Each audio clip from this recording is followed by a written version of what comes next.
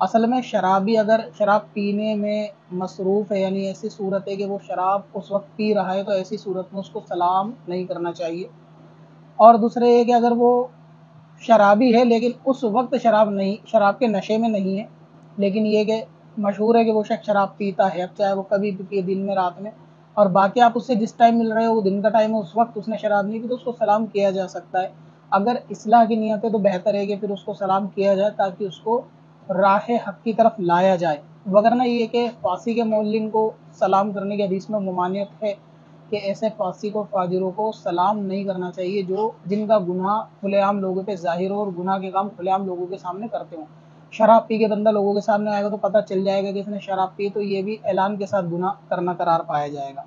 तो ऐसे में अगर पी नहीं रखी तो सलाम कर सकते हैं, इस्लाह की नीयत से करें तो बेहतर है ताकि उसकी हिदायत उसको मिले। बाकी शराब के उस वक़्त मसरूफ़ हो तो बेहतर है कि ना। अब अपनी क़ज़ा उम्री नमाजों का हिसाब लगाना हुआ और भी आसान। विजिट करें qazacalculator.smswarsi.com पर और इस कैलकुलेटर से अपनी तमाम क़ज़ा नमाजों का हिसाब मिनटों में करें और डाउनलोड भी करें।